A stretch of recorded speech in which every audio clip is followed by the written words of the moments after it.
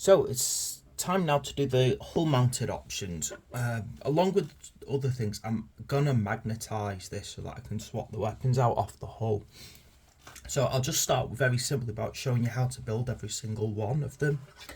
And I'm going to start over here with the bolter. So these are all on C sprue, which by this point should be very, very empty in the build. Anyway, let's get going. So you need these two main little points. They're both number 9, and then you'll see here you also got the kind of other side of the bolt gun. I'm not quite sure why, looking at this, they did it in 2 pieces, but it might just be because they've wanted to make sure that it's kind of pre-drilled, as a lot of people like to have. So maybe that was just the only way that they could make sure that it was how they wanted it to be, with the pre-drilled effect. I don't know, because as I said, a lot of people do like drilling out their guns. So maybe I'm going to assume that was the reason behind it, to be quite honest. That seems like the most logical explanation. Anyway.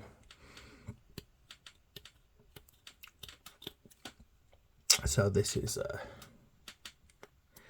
nice and easy. Oh dear.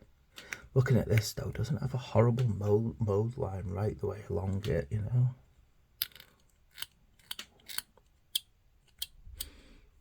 I don't know, I mean, I hate mold lines, but also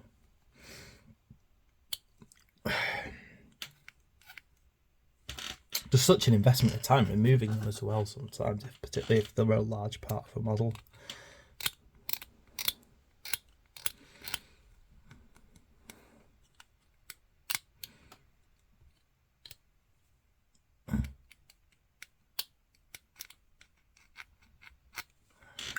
Decided to scrape that mould line off just because I didn't really like it.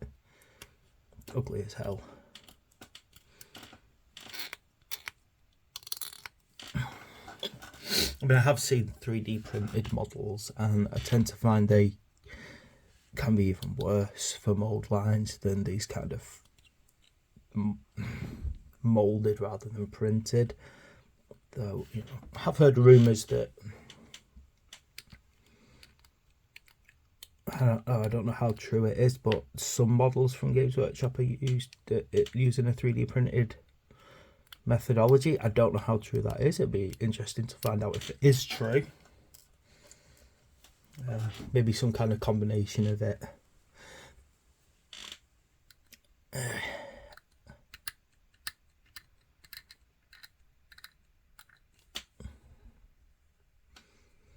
You'd think 3D printing would have come along as well, so that there wasn't, I mean, you see something that comes out 3D printed in resin and you see all the hanging off bits, you know, like you think to yourself, surely excuse me, surely a 3D printer would have less waste, or, you know, wouldn't have so much waste. So when I start investing in a 3D printer, I'm gonna take my time. Oh, dumb of me, put that back on, back to front. It was so obvious that that doesn't go in like that. There we go. So pops in nice and easy like that. Get the other one on the other side. There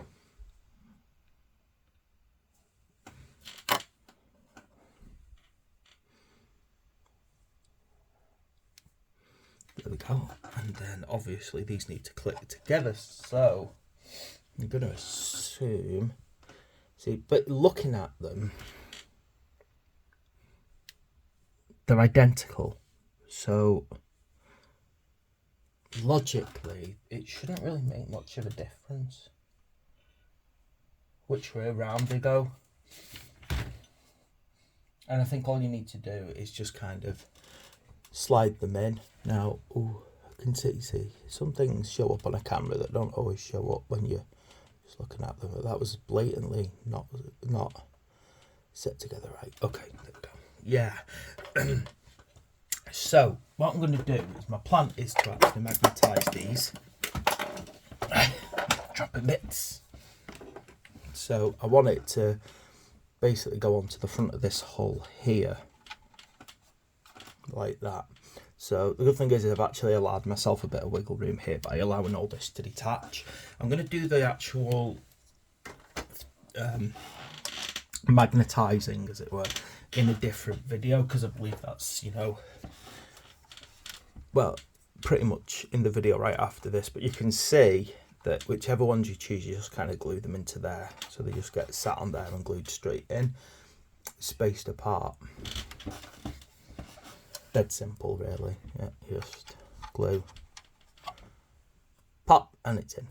Okay, right, so that's not what I want to do, so I'm just going to put that to one side, and then I'm going to bring over the next part, and I'm going to do the laser cannons. So if this is your other option,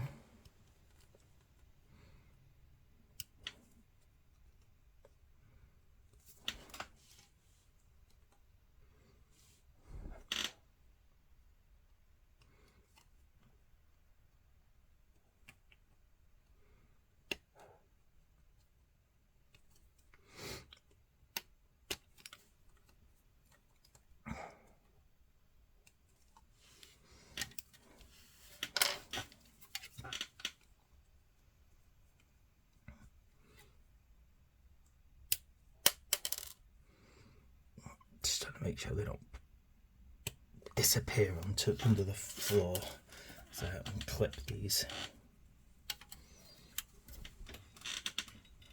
Last one, there we go. Again, dead simple. I mean, there's not really much to these, to be quite honest. They are pretty much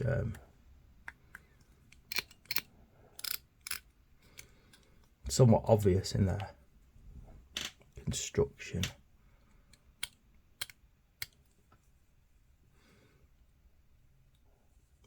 Shit, I overcut that one. Dug in far too much then. I need to find my spare blades. Oh gosh, I really went over the top then.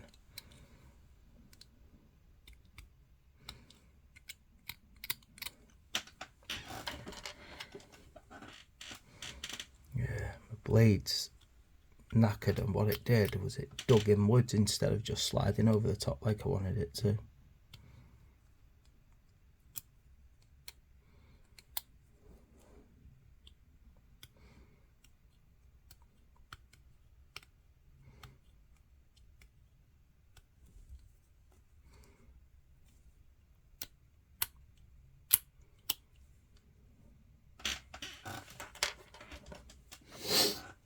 Getting into the really small details now, which obviously means that we know we're getting done. But also it just feels like, you know, you build the main thing, and because the big pieces, although they're a big job, you appreciate they take a long time. And then you get down to like the last little bits, and because of how small the pieces are, it ends up taking just as long sometimes to get done. And I think psychologically your brain just starts going, oh, when will this be finished? I just want to paint it or play with it or whatever else you prefer to do.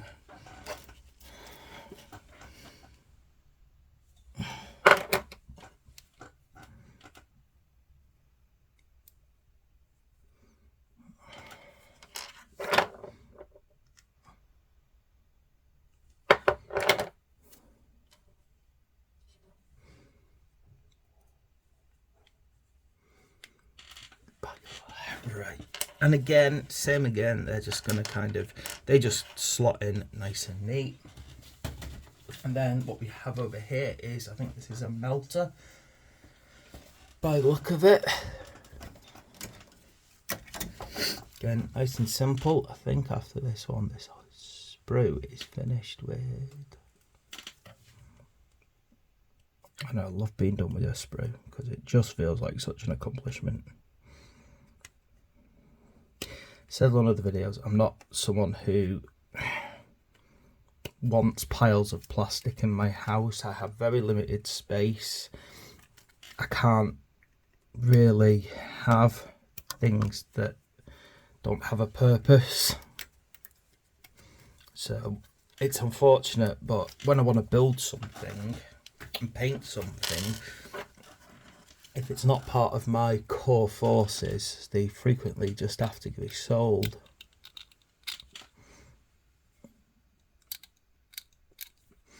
Now I'm hoping to actually keep these, but that unfortunately means that I have to sacrifice something else.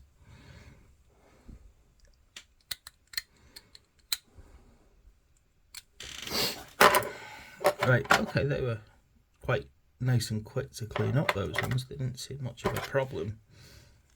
I think this here is where it's, see, that bit there is really hard to get into with your clippers.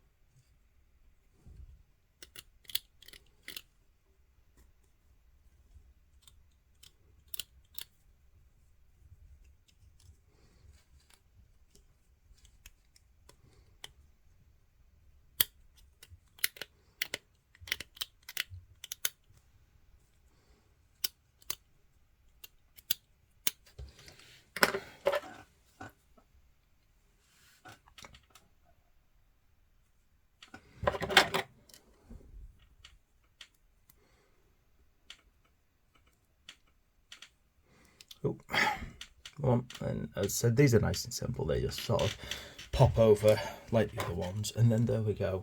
That's really all there is to it with this little one. It's not even a hard bit of work. It's just popping two sides of a weapon together, and then if you don't want to magnetize them, going away and deciding which one you want, really. Now, considering this thing has got, you know, multiple laser cannons on it anyway, I'd seriously probably stay away from those laser cannons and probably end up going for anti-troops. Certainly since this is the front of the Land Raider. It's just a personal choice. There we go then, nice quick simple build.